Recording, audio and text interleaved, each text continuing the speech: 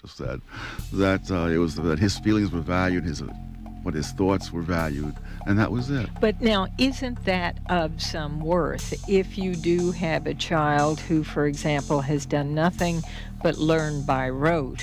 Aren't you attempting to bring out the fullness of that young person and get that person to reflect and think and meditate?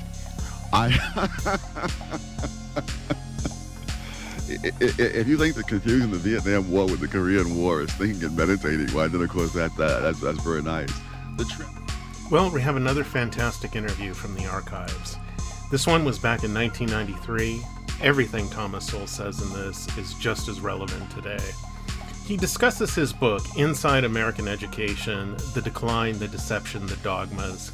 He goes through primary education all the way through higher ed. It's well worth listening to. Hang out at the end. I'm going to give you an educational resource that's completely free. It's fantastic, top quality information. If you have a young person in your life or you yourself want to enhance your education, this is a great place to start that will help your career and help your life. Sit tight and enjoy the interview. We'll catch you at the end. Good morning and welcome back to the Diane Rehm Show on 88.5 FM. The U.S. education system has many critics who see a continuing deterioration in our schools. Thomas Sowell, a senior fellow at the Hoover Institution, is one of those. As the older generation of teachers and professors leave, he says, new trends and counterproductive fads, fashions, and dogmas of American education will become the dominant influence and shape the generations to come. In short, he argues, American schools are turning out students who are not intellectually incompetent, but also morally confused, emotionally alienated, and socially maladjusted. The problem is not merely that Johnny can't read or even that Johnny can't think. Johnny doesn't know what thinking is, says Dr. Sowell, because thinking is so often confused with feeling in many public schools. Dr. Sowell has written a new book. It's called Inside American Education, The Decline, the Deception, the Dogmas. You can join us. Call us between now and 12 noon, 885-8850. Good morning to you, sir. It's good to have you here. Thank you very much. What's going on here seems rather curious in the face of rising grades and elevated expectations about schools' abilities to perform and students' academic achievement. Yes, back in 1966, there were about twice as many C's as A's given out in the public schools in the United States. By the late 70s, there were twice as many A's as C's. So you have this long period during which all sorts of test scores are going down.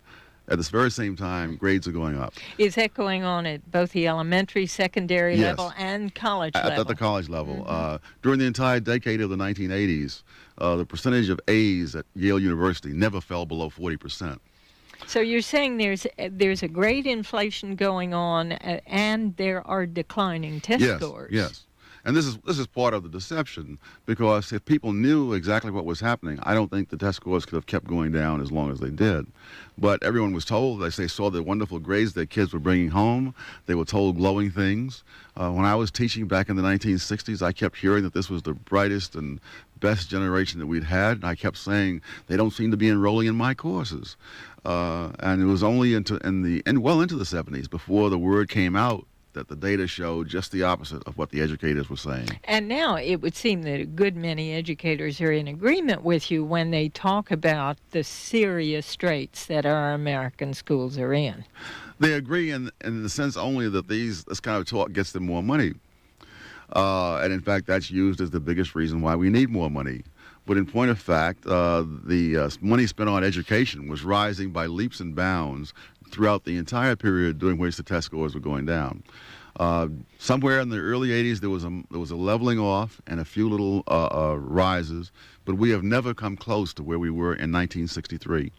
Talk about the social phenomenon you call affective education and how it plays into this whole question of just how good schools are. A great deal of time and energy are spent on things which are non-academic subjects, which are essentially psychological kinds of subjects, exercises. And this is known as affective education, as if you can somehow educate people's feelings rather than to educate their intellect. And the problem is that most public school teachers have no such qualifications, if anyone has such qualifications. But certainly they are not psychiatrists or psychologists. They have no idea of the emotional turmoil they may be stirring up in the students. And there's some evidence that that's happening in terms of medical reactions of vomiting, signs of nerves in various ways. But more than that, what they tend to do is to try to alienate the child from the parent. And I think that's the most dangerous thing they do. How did they do that? Well, if you read the literature, it's just astonishing how parents are depicted in the literature as people who are hung up, who have old-fashioned ideas. One of the areas in which they do is sex education, but it's not sex education as such, because there are a whole series of kinds of education of the emotions, as they would put it. Which do the same thing. And the idea is that the child is supposed to make his own decisions, and he's supposed to pick his own values on which to make those decisions. So the whole history of the human race is sort of thrown out the window, and Johnny is supposed to start and draw upon his entire 8 or 9 years of experience in the world to decide what his values ought to be. It was interesting in the book you used an example of an exchange that you had with a student. And I guess your question to the student was something like, well, what did you learn? And the response was something like, I learned that my thoughts and my feelings are valued. Yes. Whereas there was no effort to speak to a fact or something learned, but rather the emphasis placed on feeling I know and the episode. interpretation. That was actually Ben Stein, a reporter in Los Angeles, and he asked this graduating senior who was considered the smartest kid in the class, what do you know about the Vietnam War? And he said the Vietnam War was when North and South Korea were fighting, and they drew a line along the 38th parallel and so on. And Ben Stein said, would it bother you to know that that's completely wrong? He said, no. And he said, then what you just said, that it was that his feelings were valued, what his thoughts were valued, and that was it. But now, isn't that of some worth if you do have a child who, for example, has done nothing but learn by rote? Aren't you attempting to bring out the fullness of that young person and get that person to reflect and think and meditate? If you think that confusing the Vietnam War with the Korean War is thinking and meditating, well, then of course that's very nice. The tragedy is that these kids have no conception of thinking. And if we're talking about adding something as an extra along the fringes, fine. But when you see how far behind we are behind almost every large industrial nation, or even behind Korea, for heaven's sake, you wonder what makes them think that we have the luxury of spending our time on these kinds of little experiments in the classroom. Just recently I received a letter from a high school student who wanted my opinion on a wide variety of subjects. And this was a classroom assignment. This questionnaire was to be sent out to people. And I wrote him back that the opinions of old men like me don't matter. What matters is whether young people like you learn to think, get some knowledge, because you're going to be making these decisions long after I'm gone. And to think that people are wasting your time, having you send out these questionnaires to people you don't know, is a sign of just why we're so far behind. Dr. Thomas Sowell of the Hoover Institution, his new book is called Inside American Education, The Decline, the Deception, the Dogmas. Talk about some of the dogmas that you feel are driving American education. Well, one of the dogmas is the notion that you have to feel good about yourself. And I think nothing so epitomized this for me as a study of mathematics given to 13-year-olds around the world. And Koreans came in first, Americans came in last. And one of the questions that were asked these kids was, are you good at math? 23% of the Koreans said yes. Something like 68% of the Americans said yes. And so American kids felt good about themselves, but they didn't know any math. Another study was done of 12th graders in Japan to see if they liked math. the 12th graders in Japan dislike math more than the 12th graders in the United States, and probably for good reason, because it was probably hard at math. But the Japanese don't worry themselves about whether their 12th graders like math. They worry or themselves. feel good about That's themselves. right. They don't care. The fact is, when you come out of there, you're going to know a certain amount of stuff, and if you don't do that, your parents are going to be on you. Is there a balance to be achieved? That is, helping students feel good about themselves and learn at the same time, or is it either or, Dr. Sowell? I do not believe that there are free lunches in education or anywhere else. And it's hard work. That's right, and I think that's part of it too. A lot of these programs are really a substitute for hard work by the teachers. I mean, when I think of the teachers I had, they could not have cared less whether I felt good about myself. They didn't ask me, how did you get to school? Did you walk these 15 blocks from home? Or did you have money for the trolley? They couldn't have cared less. They wanted to make sure I had better have my homework when I got there, and it had better be right. Are you putting most of the responsibility here on the teachers themselves? What about the parents? The parents have their responsibilities as well. On the whole, the parents, I think, turn out a lot better than the education establishment. The education establishment is very good at blaming everything on parents and seizing upon this example and that example. But the cold fact is that for a period of decades, the parents and the public have been pushing the schools to have more academic material, and the schools have been pushing in non-academic directions. And by and large, the schools have been winning, that more and more fancy fads and gimmicks have been coming into the schools. Very often people say, the Catholic schools do so much better with so little money. And I've come to think that really I don't want to take anything from the Catholic schools. But I think the fact that they have less money may be one of the reasons why they're doing so well, because they cannot afford these expensive gimmicks and fads. Dr. Sowell, what was your own background? Who was, if anyone, encouraging you as you were growing up? Why did you get turned on to education? Oh, I guess my family. That I know when I went into the 7th grade, they made a big to-do about it. And I didn't understand it until they told me that no one in the family had gotten to the 7th grade before. And they thought it was marvelous. You had both parents in the home? For part of the time until my father died. And then I had other relatives as well. All of whom were supportive of you. Oh, yes, and pushing and whatnot. Now, of course, they could not take part in the educational process. They had no way of doing that. And they couldn't come to school and do all the things, the parents must get involved. It's utter nonsense. Whole generations of both blacks and immigrant kids had decent educations without their parents becoming involved in the school. There are an awful lot of people and teachers among the first and foremost who would say that the challenges facing teachers today are far more difficult and complex than those that faced your teachers when you were growing up. Such as drugs in the schools, such as weapons in the schools, such as kids who really don't want to learn, kids who come totally unprepared to do anything else but make trouble in the classroom. Yes. Yes. I mean, there are those kinds of phenomena. There have always been tough kids, and there have always been tough neighborhoods. To the extent that there are today, Dr. Sowell? Maybe not, but I think, too, that part of the degeneration of morals has been helped out by the kind of nonsense they're taught in the schools. I think there's also this sort of maudlin notion that we have to keep them all together. Back when I was coming along, they had dumping ground classes in schools. And if you didn't want to learn, there were places where you could go and not learn. I remember those well. Yes. And I remember a time when I was going through various phases, they dumped me. I said, when you're ready to learn something, you can come back. How were you dumped? Oh, I was assigned to Chelsea Vocational School in New York. And it was a total waste of time. In fact, I told the people at Chelsea Vocational School it was a total waste of time. But since there are truancy laws, I'll be here, but I'll bring my reading matter, so I won't waste the time totally. But the fact is that there were standards, and you can't have the position of what can we do for every single child. It's a little like trying to get the drunk driver off the highway. You've got to get him off that highway before he kills somebody.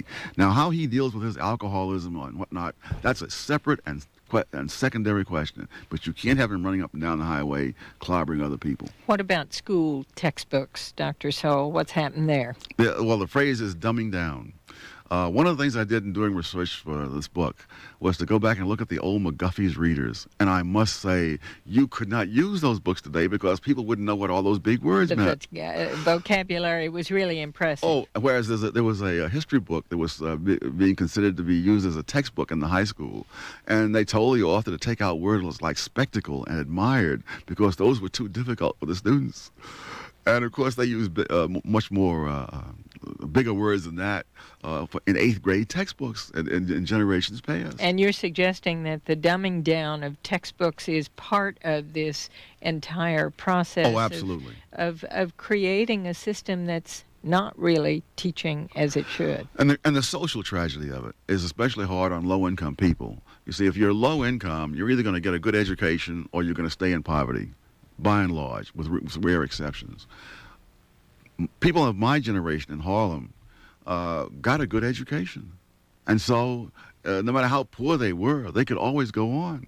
People very often try to be complimentary to me and say, you know, how wonderful it is that you came out of this background and went on to get your degrees and all this kind of business. And I try to tell them, you know, that was not that unusual. That half a block away from me, there was a guy who went on to become a psychiatrist, owned land in Napa Valley, and is now living in retirement overseas while I'm out here trying to work for a living. In the same building that he lived in lived Harry Belafonte. 5 blocks the other way was James Baldwin, you see. 3 blocks this way was where Colin Powell went to college at CCNY. And these are all people at the same place at the same time. And you notice that all those people, although how different they are, they all spoke impeccable English. There was none of this junk that you hear now that's being lionized as so-called black English, which the kids' parents don't speak. You know, that you got a good education. Now, what you did with it was your business. What would be the first 1 or 2 steps you would take to put American education back on track and to reach those young people who are now as turned off as they can possibly be? Number 1, I would have parental choice, whether you call it a voucher, tax credit, don't care what name it is or what kind of device, but some way in which parents can decide to yank their kids out of that school if it's not doing the job. Because as long as the school has a captive audience and ironclad tenure, they're going to do what they want to do, no matter what the public wants, no matter what the parents want, no matter what the taxpayers want, and no matter what the employers want. Would you be in favor of Bill Clinton's system of choice in public schools, not simply for parochial or other schools? It's a question of whether that's better than the present system. Virtually everything is better than the present system, and so therefore that's better. But the present system, at least in its earlier appearance, was what educated you, Dr. Sowell. Oh, certainly. But it wasn't the present system then. But without the kind of choice that you're talking about. I mean, you went to a neighborhood school. You did what you had to do. But you did have a certain amount of choice within the public school. That's very true. But many things have happened now, so that there's no other escape hatch. In other words, right now, those teachers weren't unionized the way they are today. Well, is that the attempt then? Is that the goal of choice, is to break the unions of the schools? No, it's not to break the unions. It's to allow the parents to have an option. The great problem in education throughout is that people are not accountable. They can run those schools to indulge themselves, whether for whatever fad they like, for whatever way they like to teach, and that goes all the way through to the colleges. The professors are there to do their research. And if the students don't get in the way, they don't mind. But those schools are not being run as places for teaching. All right. So in addition to school choice, what else? Oh, elimination of tenure at all levels. Well, that may not be universally popular, but they've done it in England, so it can be done. As long as people are rewarded just for being alive and sitting there for a certain number of years, regardless of the quality of work that they do, you cannot expect good quality work. What about the financial factor, Dr. Sowell? You talked about it earlier and said that, everybody keeps blaming the fact that the schools aren't doing well on lack of resources, and it's not just money that's the problem. Not only is it not just money, I would even argue that the country has been generous to a fault. You look at other countries around the world, that includes Japan, Australia. The average American kid gets twice as much money spent on him as the average kid in New Zealand. Kids in New Zealand are doing a lot better. They're getting a lot more spent on them than was spent on the kids in my era. And they're doing much worse than the kids in my era. I mean, I had to send my daughter to a private school to get an education almost as good as I got in the public school for nothing. You know, so we have fallen very far behind. All right. We have a number of callers waiting, so we'll open the phones now. 885-8850. Dr. Thomas Sowell of the Hoover Institution is with me. We're talking about his new book. It's called Inside American Education, The Decline, the Deception, the Dogmas. It's a pretty scathing indictment of American education as Dr. Sowell sees it. I'll be interested in your questions and comments. John, you're on the air. Hi, I go to St. John's College in Annapolis, the great book school. Oh, yes. And I was wondering how you viewed the program here and whether you thought it fit in with the way you feel about education. Well, you know, there is no one particular way to do education at any level. The St. John's method is rare, but if it works for St. John's students, then more power to them. Yes, the thing that I think is the best is that about the program is the use of reason alone to determine how a classroom is structured. I mean, it could be seen as very unconventional and very I'm having a hard time. Sort of experimental. Experimental, yeah. But at the same time, it seems to be a return to a certain type of education that only existed a few hundred years ago. Yes. St. John's is at one end of the spectrum. At the other end of the spectrum are the places that are trying to be modern, where the great classics are not, are pushed aside in favor of things that are latest kinds of things. Just recently, I went through the bookstore at Stanford University and looked in the political science department to see what books they were assigning. Not one course had the Federalist Papers. Oh. And this is if any document can be said to explain the whole American system of government, what they were trying to do when they wrote the Constitution, this book is it. Yes, yes. And they do not have it. But you can find all kinds of trendy, I would consider junk, being assigned. All right, John. Thanks for your call. Celeste, you're on the air. Hello, Dr. Sowell. Yes. I've been a teacher for 7 years, and my question is about administration in the schools. I find that as they talk about cutting teachers and making classrooms larger, they don't talk about cutting administration, and I don't see that the administration within the schools and within the larger entity, the school boards, or not the school boards per se, but the Boards of Education? Boards of Education. State Departments of Education? Right, those organizations. They don't talk about cutting people there, and I think that the education is in the classroom. It's not so much in the offices. Oh, absolutely. On that? Yeah, absolutely. In fact, some studies have been done in New York and Milwaukee which show that of the money that's spent, less than half of it ever reaches the classroom. And in some cases, less than half of it reaches the school. It maintains this enormous and growing bureaucracy. And that's one of the reasons why there's very little correlation between the money and the educational performance. All right, Celeste, thanks. Andy, you're on the air. I too am a graduate of St. John's College in Annapolis, and I wanted to say that the problems that you talk about, the difficulty of getting kids to think for themselves, are problems that have been there since the very beginning of education, and you're right that a variety of educational approaches can be proper. I want to point out, though, that you seem to think that the problems with texts and educational approaches are largely due to special interest groups inside the education system, and I disagree. You look at history books that have been watered down because of conservative special interest groups and liberal interest groups warring against each other to the point where the books have absolutely no substance at all. Yes. You want to give primary source education to students. You want them to read the Federalist Papers. They have to have the money to buy those books, and it goes back to the problem of the bureaucracy sucking up all the money again.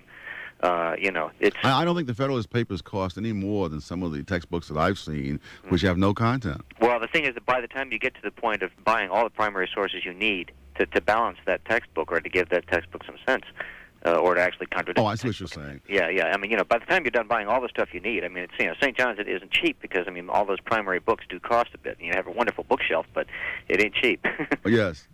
But I think when you think of all the things that schools manage to spend their money on, I suspect there would be no problem whatever to spend money on things of higher quality. Even if you stuck to a textbook, which I don't think is the best education, you could have better quality textbooks. Yeah. I mean, I saw recently a textbook that my niece is using in the 10th grade, and I looked through it and decided at the end that it was only toward the end of the book that they got to the kind of math that you would normally expect in the 9th grade. Exactly, yeah. And so a better book would not have cost any more. It's just that they're selling junk. Well, do you think one part of the answer is to ensure that public school systems offer a variety of educational approaches? So, so you can have choice within the public system. I mean, here in Arlington County, for instance, it's very successful. You have alternative schools, and people are lining up to get in.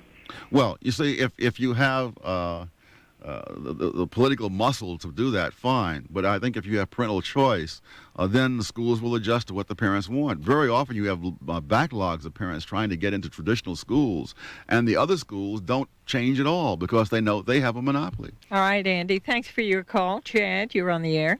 Yes.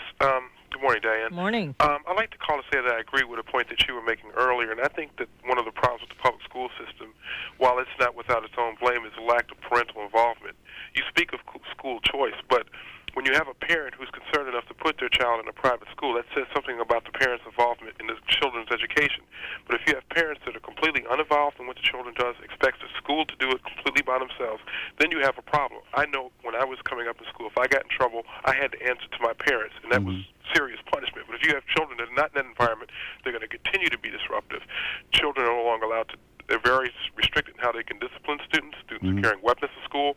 And I'm not saying that this is universal, but these are serious problems. And for you to just write them off and say that they're not as serious or that that's always been the case, I think is a very broad misrepresentation.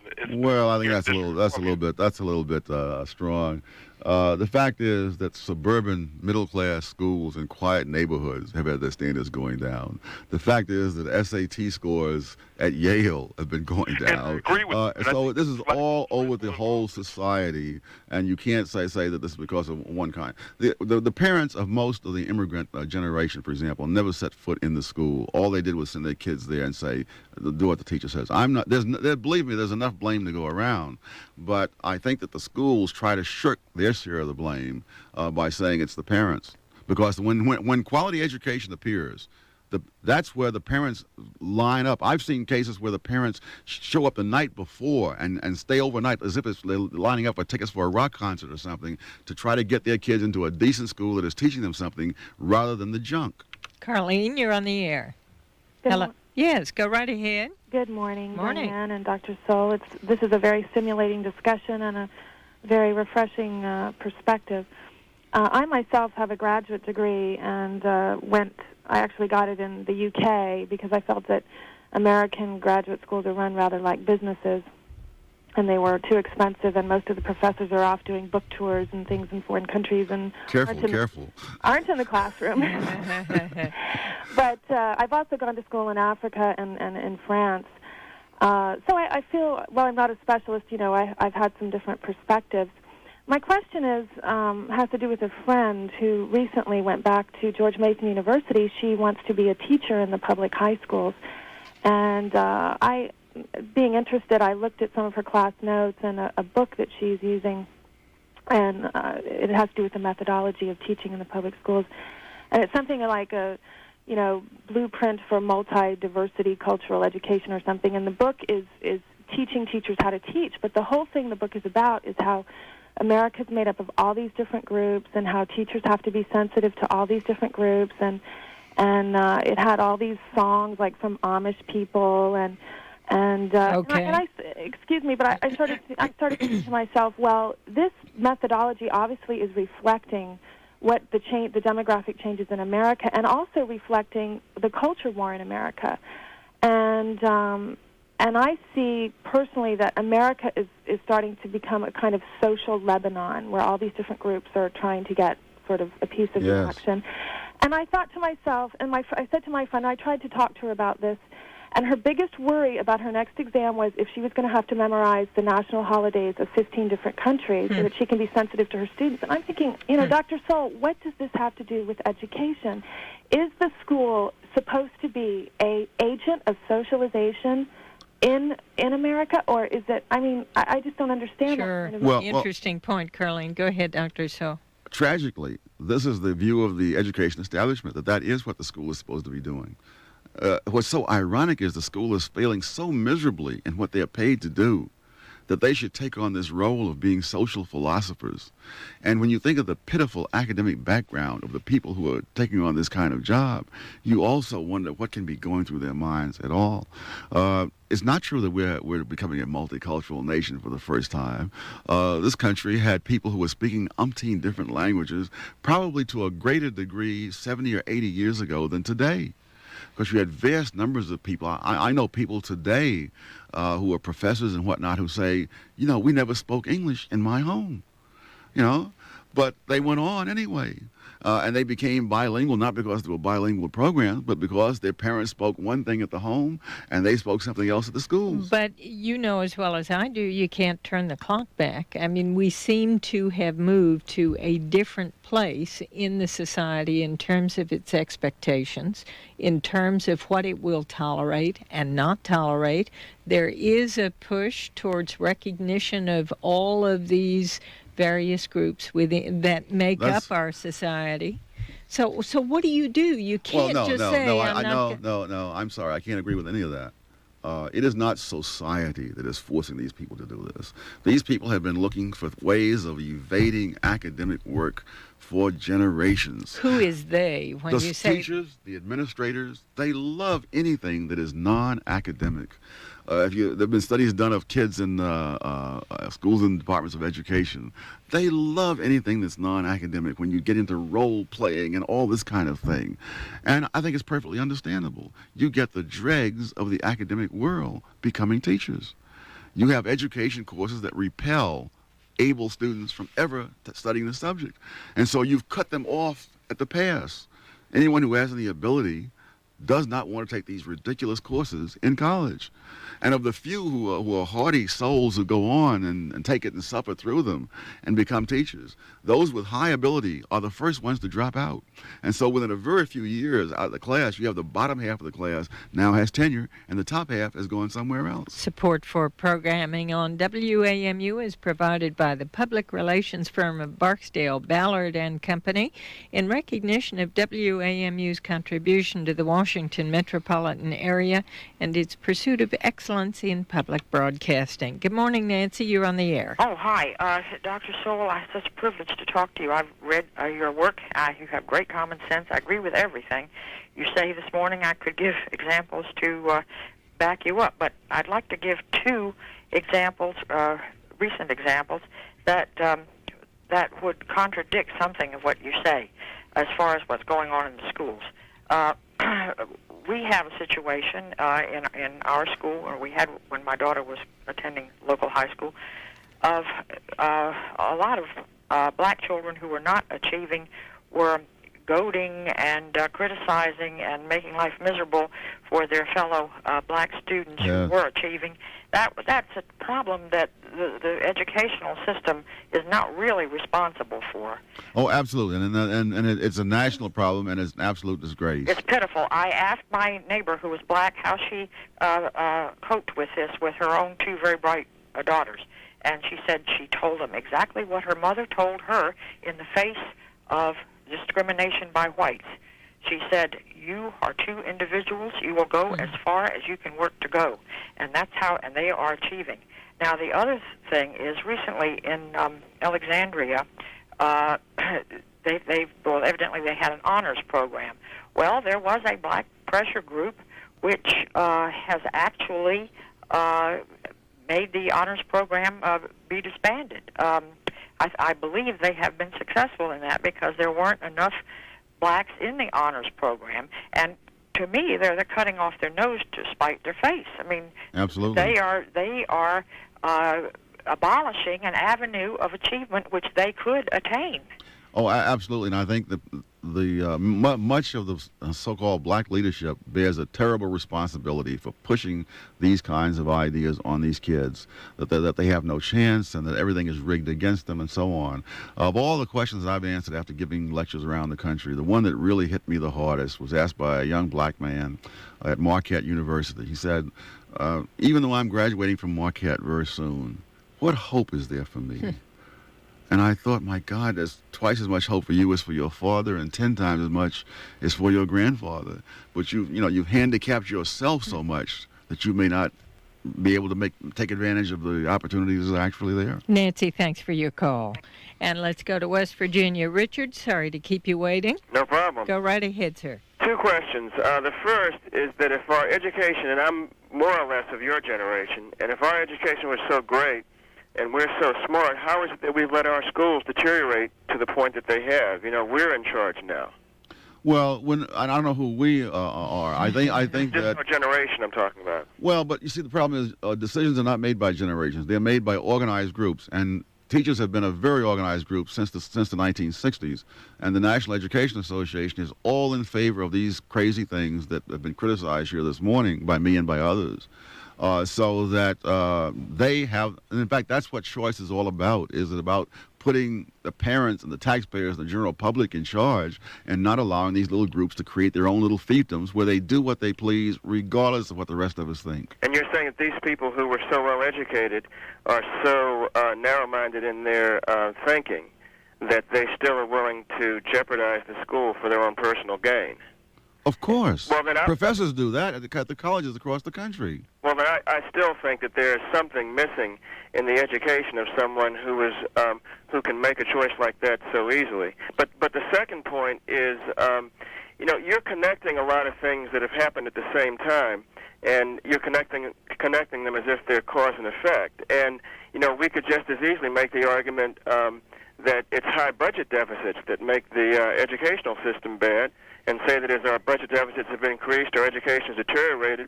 And no, that's actually not true. It's not true that as the deficits ballooned during the 1980s, there was a minor upturn in the educational things. You know, you can say anything, but they won't necessarily accord with the facts. But what I'm saying is that I'm saying that about what you're saying. The fact that you have linked these things together and that they have happened more or less at the same time, and you can't say that because that there's a direct link from something that's happening in society this year to the education that year. These things have. I have not said that. I have not said that. I have not said that. What I'm saying is. Hold on, Richard. Let him respond. Okay. I have not said that. I've traced a lot of these things over a long period of time, and I've used a lot of cross-checking in one set of information with another set of information. That's how I arrived, for example, at the conclusion that the money has very little effect. I've checked spending internationally. I've checked spending from state to state. I've checked spending over time. I've checked spending as a percentage of the gross national product. No matter how you look at it, the money has no effect. And a caller in Upper Marlboro. Bob, you're on the air. Yes, Diane. Good morning, and I'm very pleased that you accepted my call. I'm a great admirer of Dr. Sowell. I've known about him for a long time, and I heartily agree with virtually everything he ever writes or produces. And I would like to relay a quick story. Not that he needs any, but I'd like to relay one that'll back up just about everything he's saying. All right, sir. And real quick, my background, so you'll know I was not born with a silver spoon in my mouth. My grandmother was illiterate. My mother, who came to this country as a teenager on a cattle boat, had a third-grade education. I'm a very proud graduate of Georgetown University and earned every cent of that education on my own. However, the story. I was in the school system of Prince George's County. My background is that of an investigator. And after retiring, I went into the school system to investigate crime. Now, there are a lot of people who don't like to hear something like that, but crime does exist in the schools. Everything that happens on the streets happens in the schools. Believe me, it does. All right. And there was a young girl in the 12th grade at a very prominent, I won't name the school, I'd be happy if pressed to do so, but very prominent public high school in Prince George's County who literally could not read. She was in the 12th grade. Her favorite subject, get this, was driver's ed. She saw driver's ed as being her way to succeed in the world. She didn't attend a single class all day long, but never failed to attend driver's ed. And I pointed out to someone someday that a terrible, terrible thing had been accomplished here because no one had given any thought to the fact that this little girl was going to have to take a written driver's test, yes, and her knowledge of English was nil. Yes, I yes. relay that to show some of what's going on in this bit about money being needed. That's garbage. I have done some teaching in my time on a law enforcement level. You give me a group of people who want to learn something, and I guarantee you I'll teach them quickly, and the way to do it is with discipline. All right, Bob, thanks for your call. Dr. Sowell, any comment? Oh, well, that's absolutely the case. When I was growing up, we had no guards in the public schools. I was 42 years old before I saw a public school guard. And yet today we have national conventions of public school guards. So the deterioration is there. But a lot of it, too, is the whole permissive notion. And again, the people in the education establishment are all for the permissiveness. At the very least, you can sort out the violent students from the other students. They don't seem to want to do that. Are you being listened to, or are you simply being dismissed as part of a conservative effort to try to change the system, deal with... They don't seem to want to do that. Are you being listened to, or are you simply being dismissed as part of a conservative effort to try to change the system, deal with the fact that teachers do have the kind of control they do, administrators have the kind of control they do? How are you being regarded? Well, not nearly as well as I would like to be, but I'm sure that's true of everybody. But I think that a lot of people have to fight a lot of battles on a lot of different fronts at the same time for a victory to ever come. And that's true in a war. It's true in all kinds of things. Just think how long it took for the civil rights movement to achieve some of its goals. How many people we've never heard of went out there and sacrificed in order that they could do that? On almost every other movement in the history of the country has taken that. But it does make you wonder, considering how far down American students have gone, yes, and how concerned people are about the education system, whether somebody is not finally going to say, maybe Sowell has a point. Well, it's not a question of whether I have a point. There are great numbers of other people out there fighting in different ways, and somehow or other, the grand total of all that may have some impact. This broadcast of the Diane Rehm Show is made possible in part by the Old Forest Bookshop, offering used and out-of-print books for varying tastes. Specializing in literature, history, and art, the Old Forest is located a half block off Wisconsin Avenue at 3145 Dumbarton Street in Georgetown. And Bobby, you're on the air. Yes, hello. At a time when we look for integrity in our leaders, one of the things that distresses me most as a parent of 3 children in school who are taking a pretty challenging course load, and is the amount of cheating that goes on. What do you think about it, and what would you do? I'll just hang up and listen. All right, thanks, Bobby. Well, the data indicate that the amount of teaching has also gone up tremendously over the years. Again, another sign of the moral degeneration. What has to be done about it is that you have to make it more of a, you have that the student has more to lose by cheating than to gain. And again, many people in education are not prepared to do that. But that's part of the whole disciplinary issue, isn't it? That's right. But a lot of that is within the control of the schools. For example, at many schools, and probably most schools, a professor who discovers a student cheating, really, if he himself simply flunks a student, that's probably the most he can do. Because if he brings a charge, it's going to be so due processed, that you're going to be devoting yourself to this one case for untold months, with people looking for an out some way all along. But there are others who might say, well, if you flunk that child, you may put an end to at least a half-hearted attempt to stay in school. Well, that's a lovely thought. Again, there are no free lunches. And if there are people out there who suffer some bad consequences from their own actions, that will certainly, at the very least, give other people something to think about. I can remember when I was in college, there was a young playboy, quite wealthy, who led a quite good life and didn't have enough time for his academics. And one Friday he came home and there was a note from the administration that said, "Dear Mr. X, please remove your belongings from the room over the weekend, as we have assigned another student there Monday morning, yours truly." And my roommate and I had planned to play some ping pong that evening, but we stayed home and did some studying. What a signal. And Anthony, you're on the air. Oh, good morning, Dan. Morning. So it's really a pleasure, and I'm a little nervous, so I'll have 2 quick questions, and then I'd like to hang up and listen. All right, sir. I recently finished a very good book by Rush Limbaugh called The Way Things Ought to Be. And in that book, he has a chapter on education, and one of them was like a cultural demonstration at Stanford attended by, I think it was Jesse Jackson, where the slogan was, "Hey, hey, ho, ho, Western culture's got to go." And when I read that, it had me thinking about the whole issue of political correctness on campus, like condom distributions and books in New York City that have Heather has two mommies and things like that. My question is really, what do you think, Dr. Sowell, about the issue of PC in schools, especially the junior schools? And the second one is, if school choice does not come through with the new Democratic administration, what do you think about homeschooling? And I'll hang up and listen. All right, sir. Thanks. Homeschooling is a desperate expedient. I would have thought it would be quite rare, and yet as time goes on, I have acquired more and more respect for people who homeschool their children rather than to send them into the junk that's out there in the public schools. And the numbers are growing. The numbers are growing. I've run into people who homeschool their kids, and I wish that I could have done that. And what about his earlier point on PC in schools? Oh, well, Stanford, of course. I mean, people who wanted Western civilization to go are getting their wish at Stanford. Well, but what's your own reaction? I think it's insanity. There's no way. We live in Western civilization. That's why you ought to study it. Now, if you have time left over to study other things, fine.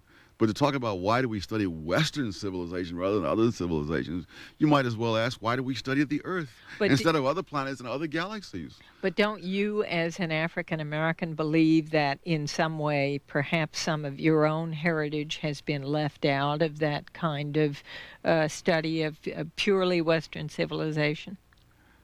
I really wonder how many people here can trace back their ancestry to a particular part of Africa, which is itself one of the most multicultural areas of the world, and even if I could tell where my ancestors came from, it would probably be radically different from the way it is 300 miles away from that particular spot. But doesn't that beg the question? No, but the point is, you have the 24-hour day, and so there are no free lunches.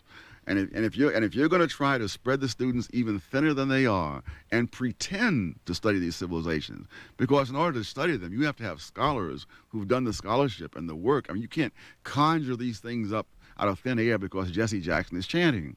And it's going to take you. See, I've spent 10 years writing a book on race and culture, which is it's still in manuscript.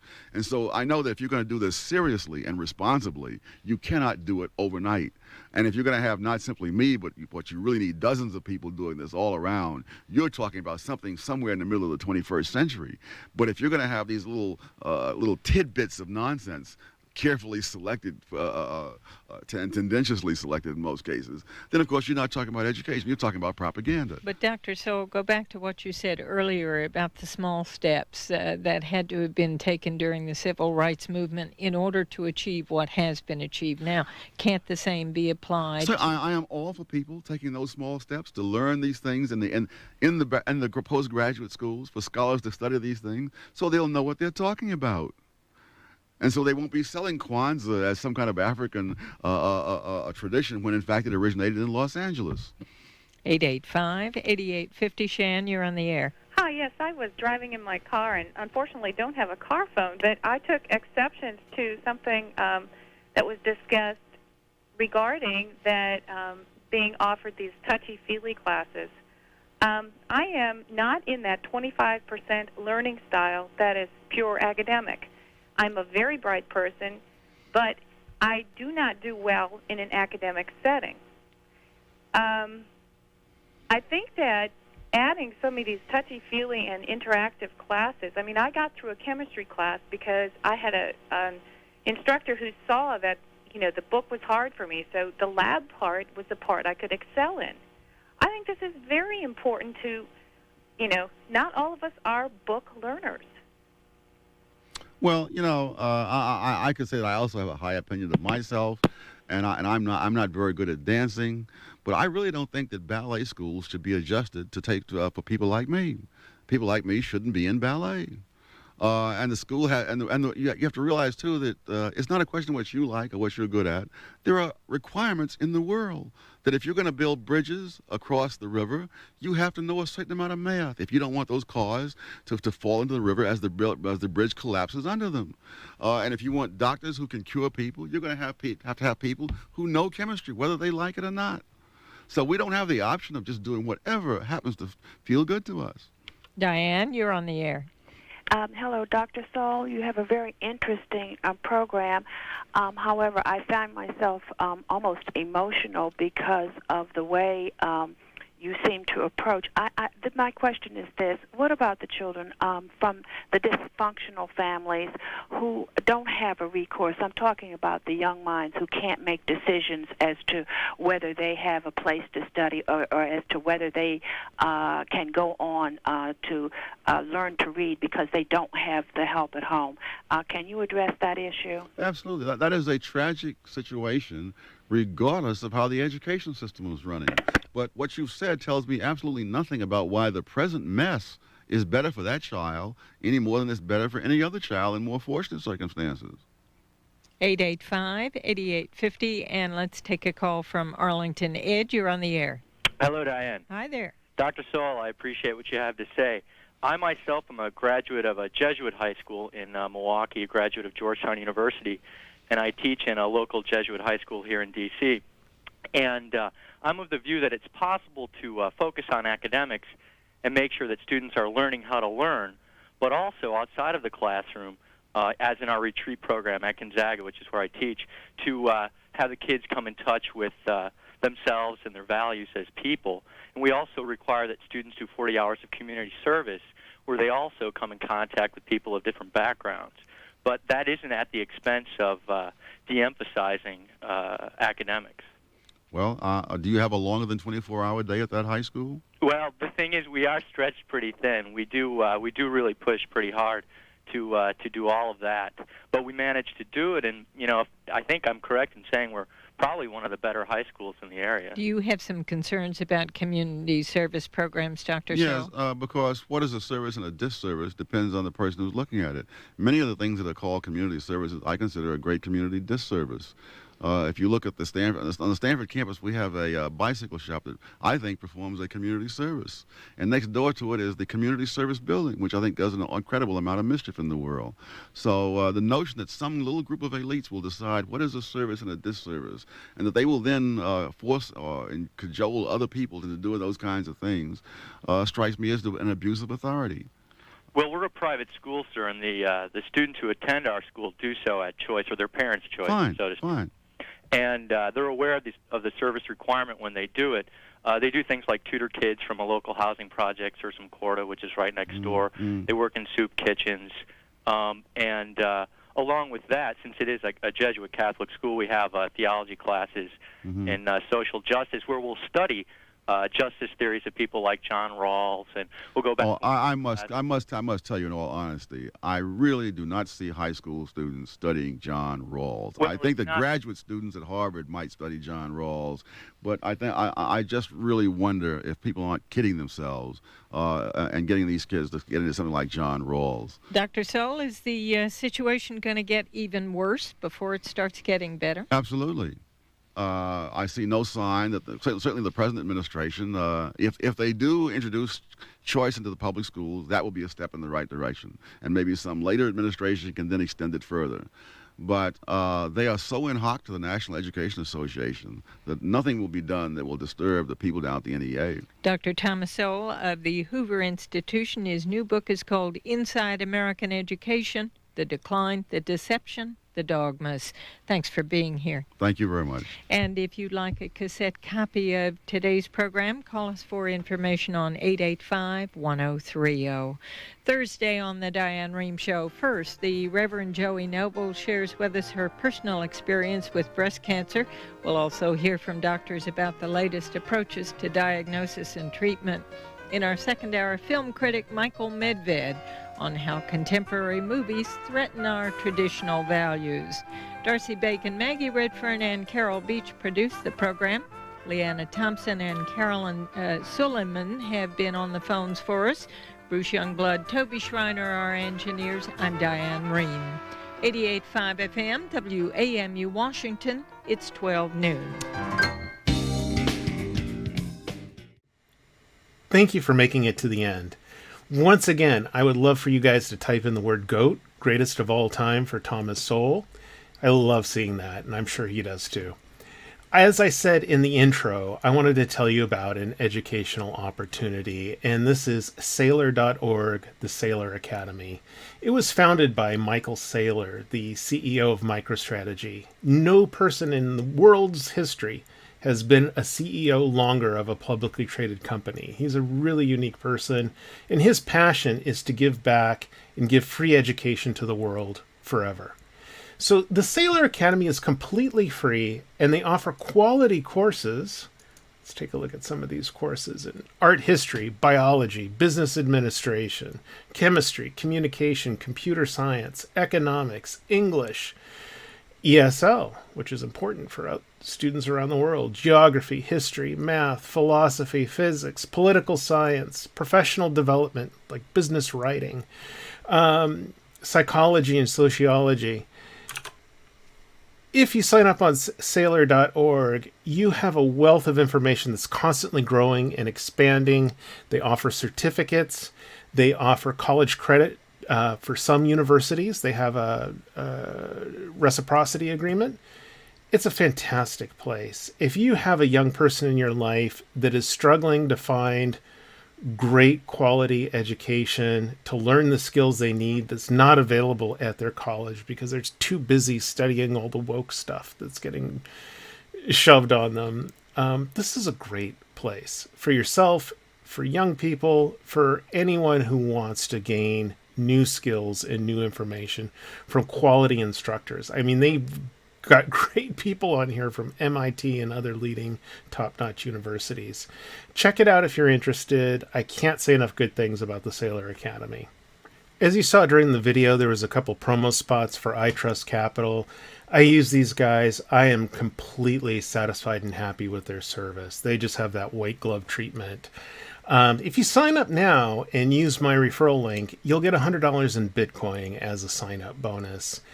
Even if you're just on the edge about whether you want to invest in cryptocurrency or physical gold and silver, sign up, get an account, go through the process, and have it ready to go for when you're ready to pull the trigger on it. One of the best ways to preserve your assets and shelter them from taxes is with a Roth IRA.